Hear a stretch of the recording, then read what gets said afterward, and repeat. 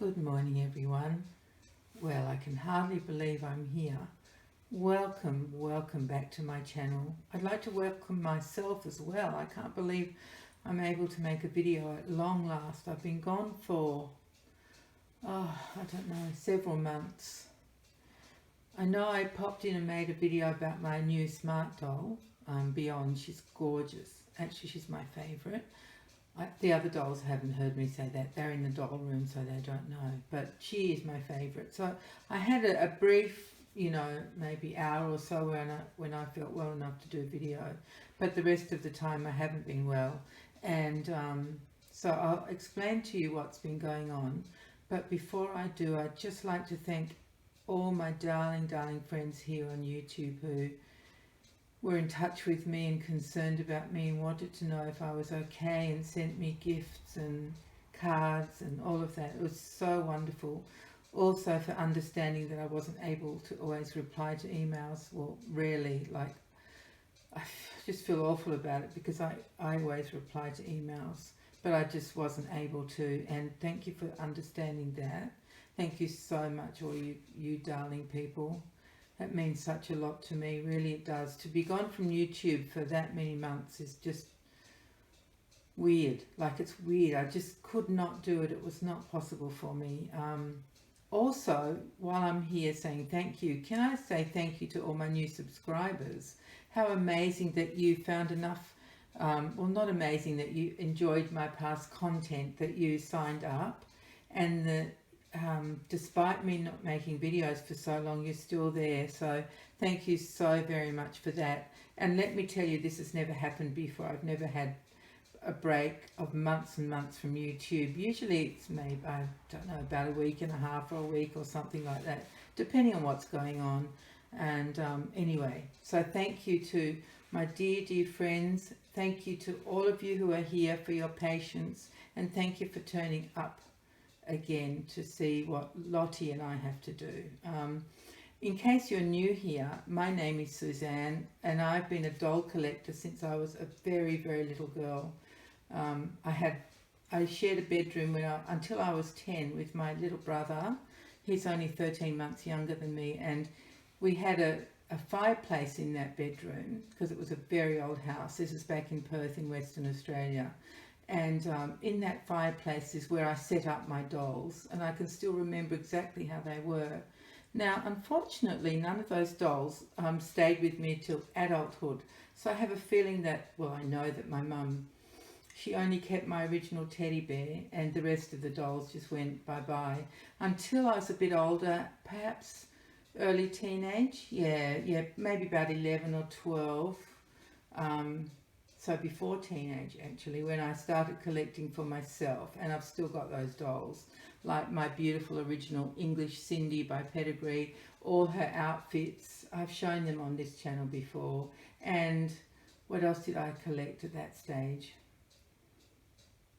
I've just left my head. Anyway, whatever I did. So it's been going on since then.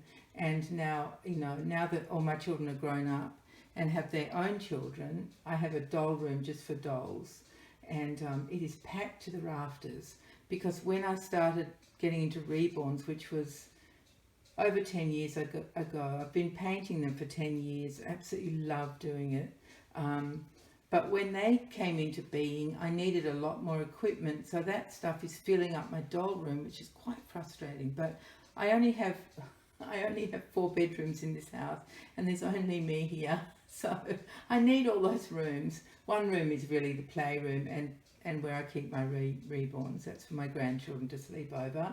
Another room is my bedroom, and the third bedroom is my work room where I paint dolls and also work on the computer. And then the 4th bedroom is my doll room. So you can see, 4 bedrooms just isn't enough for one human, is it? Isn't that disgusting? But the way I live at the moment, that's how it is. Anyway, so that's my history with doll collecting. So I have all sorts of dolls, and every now and again I show them on this channel. Even though this is a reborn doll channel, I still introduce other dolls every now and again, and everyone seems to really enjoy seeing them. So I don't feel too bad for doing that, because I love my doll collection. Is such a big part of my life. I've been the president of our doll club here in New South Wales. I did that for 3 years until my appointment ended, and now the next girl has taken over. So I've always been involved with dolls and the doll club and setting up. We run a big fair every year, and actually it was meant to be this month. We've had to delay it now until October because at the moment we've got the Delta variant of the COVID virus running around, so we can't have a doll show at the moment. And we didn't have one at all last year, of course, 2020, that was impossible. But anyway, I was starting to talk about this doll. She's one of the dolls I've made and kept for myself. I've got 3 reborns that I keep myself, Twin A and Twin B by Bonnie Brown. I was intending to sell them, but as I've said a lot of times on this channel, I just fell in love with their head shape. Honestly, it's the most perfect sculpting by Bonnie Brown that I just love them. So I kept them, and then when Lottie, who is the Marianne sculpt by Natalie Blick, when she came on sale, I thought, oh, I love that doll. It's a bigger size. She's the 0 to 3 month size. And her face is still like a baby face. And that's what I just love about her. So I bought her. So they're the only 3 reborns I've kept. I've come so close to keeping a million others. Because every time I make them, you can't help but fall in love with them. Because I make them the way I like them, basically. Luckily, other people like them that way too. So yes, okay, so now that I've done all that introduction, a lot of blah blah blah, I'll tell you why I've been gone from YouTube. Now, I don't normally talk about my health. The only thing I say is occasionally I have a migraine, or that I only have the use of one arm and hand. My left arm and hand don't move at all, so I only have the use of one hand, which makes making videos a bit tricky because I can't dress a doll on camera, I can't change a doll's nappy on camera, I can't do any of that stuff because it just looks, I tell you, you would ring Child Protection Services on me if you could see how awkward it was with one hand, but maybe you can imagine. Anyway, so what was I saying? Oh yes, why I've been gone. What actually happened starting in February was that I got a migraine that just would not go away. It went away for 4 days, I had it for a few days, maybe, I can't remember anymore, maybe 2 weeks, and then it went away for 4 days and I thought it's all over now. But it didn't, it just came back, and it didn't leave me for, well, it's going on 5 months now, so it's, it's been really, really hard. If you have migraines, you know what I'm talking about, because it's a neurological condition. It is not a headache, although your head does hurt. It hurts a lot more, and normal tablets don't take the pain away. Just, you can't really get rid of the pain unless you're on some kind of special regime or injection, or pretty hard to get rid of. So along with the headache that I had all the time, the head pain, I don't call them headaches because actually I never get a headache. So along with the pain in my head, I had all the other things like very foggy brain. People with fibromyalgia will relate to that, I'm sure. Foggy brain. I couldn't order my thoughts. I couldn't even walk through the house because it was just too hard. I know that sounds ridiculous. It took all my strength just if I had to go to another room just to do that. I couldn't lie down because the pain in my head increased from the pressure of lying down. So it was just awful. I couldn't make decisions. I couldn't think straight. I couldn't go anywhere. So I relied on my family and my darling friends to bring stuff to me, to get my scripts and food and all that stuff. It was just, it was so hard. So I just couldn't, even just to make a decision about anything was just, I couldn't do it. I was incapable. So I just let everybody take over from me. In that time, I also crash landed onto the floor in my room for no reason. I wasn't dizzy. I don't know what happened. And strangely, I fell backwards. So that was a bit scary. I had to get, one of my daughters came and got me up because I can't get up off the floor once I fall down. So she got me up, and I was okay. I had some injuries in my ribs and, but I didn't bump my head. That was the main thing. So that was weird. I don't know what happened there. I didn't trip on anything. I wasn't dizzy. I think I just blacked out momentarily from the migraine. That's the only thing any of us could think of. So I had all the tests. I had dozens of tests. I went to a specialist neurologist who specialises in migraines, and she put me on a medication that is an old standard medication that was not produced for migraines, but does seem to have a side effect of fixing migraines, aside from being an antidepressant, which is so weird. They just found when they produced this drug that people who were depressed and had migraines got a benefit in their migraine history. So I did try that tablet under her regime. It was just, I couldn't tolerate it. I started on a very, very low dose, and then every 3 days I was meant to increase. Up to 50 is the maximum, and that's what most people are on. Well, I got up to 30 and I just couldn't function anymore, so I just stopped taking it altogether. All the other magic things that have been actually invented specifically for migraine, I can't take. They have an effect on some people, and I'm one of them, a bad effect on your cardiovascular system. So I get chest pains and chest pressure and things when I have those medications. So I'm not a candidate for the new medication, and I'm not a candidate for the slightly older stuff that works in a similar way. Imigran, I think it's called. I can't remember. Anyway, I can't take that either.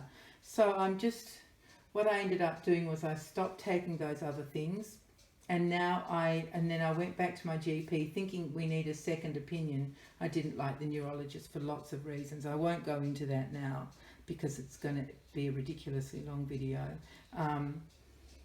So we went back to the GP. Of course, I couldn't do any of this on my own. I had to have one of my children take me. And he looked over the notes of the neurologist and said, well, he agrees with that medication. But I said to him, I think I'm super sensitive to this medication. I just can't take it in the doses that she recommended. So we suggested that I would like to try for 2 weeks on each dose before I increase the dose. And since then we've decided that I will stay on for a month, because if I don't have a migraine in that month, then I know that dose is right, because I get them every week. So we'll see. I'm up to my 3rd week on this dose, and I'm still in migraine mode, which is with a kind of pressure inside my head, and my eyes want to close, and everything's an effort, but I'm not as bad as I was. So I feel I'm slowly coming out of it. So that's why we're here today. So let me tell you about this beautiful little girl, and let's forget all that horrible stuff, because I don't like thinking about it.